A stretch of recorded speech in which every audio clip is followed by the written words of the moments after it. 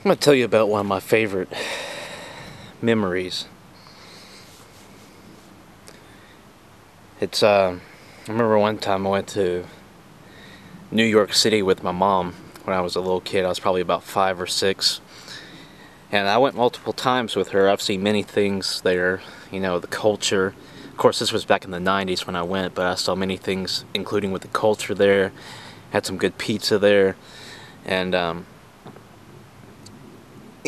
for me, it's a lot of the little things in life that make up some of the best memories. And I can't remember all of the song right now, but I know part of one of the memories I'm about to tell you about. She added into the song she had made about places we went to visit and experiences we had.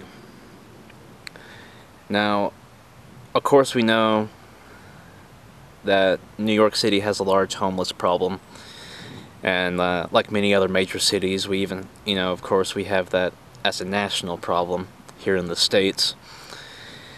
And, but in New York City, I know, it was the first time I really acknowledged the homeless problem there.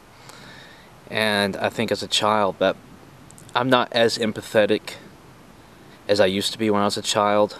I think whenever you're a child, you're a little bit more of a humanitarian than you are whenever you get older, just because you have more bills to pay and stuff like that based off of our culture, and you can't really do much for other people as much as you'd like to, unless you get involved with something like DCS or something, and then it's still partly based off of the fact that you have to financially survive.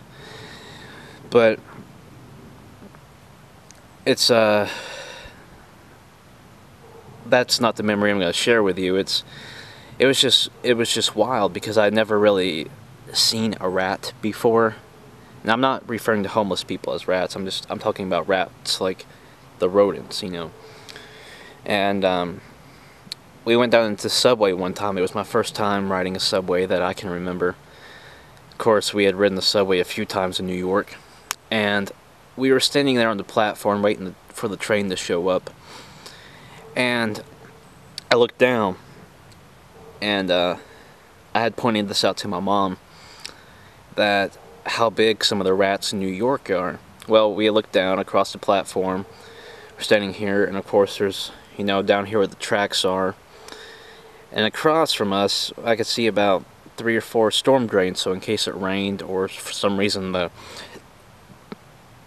subway area flooded, there was like these little storm drains down there, probably about that big, for water to go down through and go into the sewers and all that. Well, we were standing there, and I looked down and noticed one of these, and there was this rat. It was literally about the size of a chihuahua. A normal-sized chihuahua, if not a little bit bigger. It was a huge fucking rat. And it was just standing there with its head sticking out the storm drain. And it was its head probably in up to its front legs. It was pretty much its head and its torso area. It was like about this much of it. A little bit past its front legs.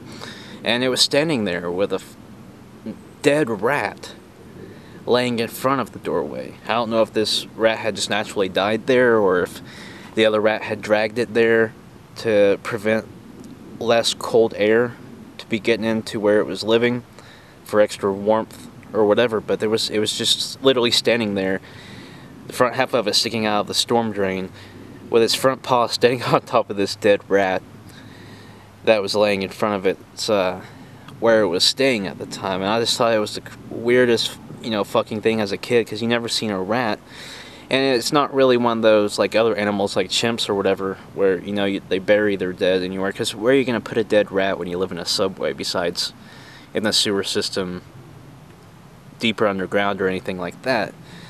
So it's just but it was wild to me because it was my first time seeing a rat, and literally with being a small child, you think, well, even as an adult now, I would think this rat would be huge. But then it's just like, as a little kid, you think, first time seeing a rat, I just thought, oh, are all rats literally like this fucking big?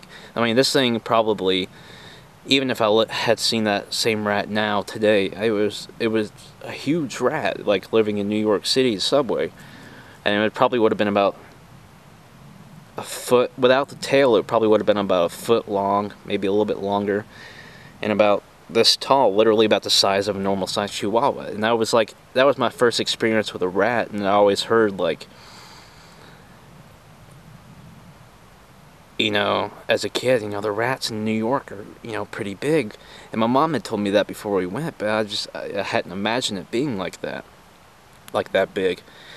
But it's a wild event. I mean, it's just, to me, it's just so crazy. But it also made me think later on in life, you know, literally how much would a rat have to eat, and what kind of conditions would a rat have to be in, and, you know, whatnot for the rats to get that big, especially just like a normal rat.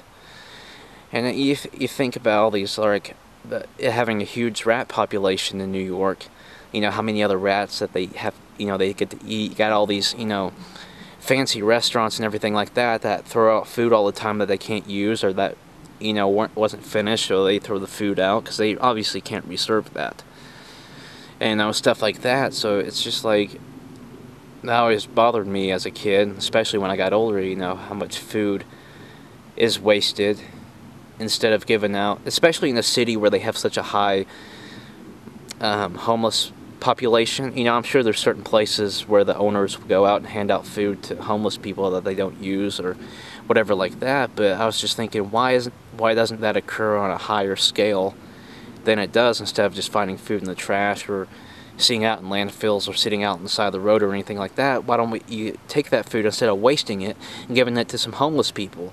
Even if it's food that was half finished, you know, if the food is still in good shape and if a certain portion of food was untouched, why don't they give this shit to homeless people? You know, it always bothered me. And then I got to thinking later in life, why don't some of these places that sometimes get short-staffed not hire homeless people? And if they do, why doesn't it happen more often? Why aren't there higher percentages of homeless people that are hired by places like this, at least to do kitchen duty? I mean, they could get free food out of it. They would at least have a job. Even if they don't work that many hours a week, they'd at least have some money put together in addition to the food that was going to get thrown out, that they could put in some sort of sack or something to take with them to a really cheap hotel or something, to where they could stay. At least put them in a position to where they can earn enough money per week to stay in a cheap hotel, even if that's the most you can do. And that's just something that's always bothered me. And that's, you know, one thing, whether I'm been drinking or not, I like to cook. So that was one thing that got me thinking as a little kid, is like, I'd like to open up a restaurant where I hire at least majorically homeless people, and at least pay them enough to, you know, afford at least a cheap hotel for, you know, a week's pay at a time. And, you know, and send any, you know, like if we have to throw out any sort of food or anything like that, that, you know, is coming near to it. Like, when you work in a restaurant, you can only hold certain types of food for so long due to health standards. So why don't you send that off? I mean, even if it's perfectly good food, due to the health standards towards the restaurant, you can only hold a certain amount of food legally a certain amount of time, even if it's still good, like I said. So why don't you send that off with homeless people, instead of, that might be working for you or might be sleeping nearby that you know about, instead of just throwing it away? You know, it's like you got meat. Once you cut certain kinds of meat in a restaurant, you can only hold it for a certain amount of time, and then you have to throw it out. So, like, if you're holding thawed out, portioned meat, and you have to throw it out after 3 hours, I mean, it's still good meat, but you have to throw it out just for bacterial or whatever reasons. But you can heat that shit out. Under certain heat conditions, you can kill that bacteria. In most of the cases, it's a microwave that can do simple shit like that. So why don't you send that to them?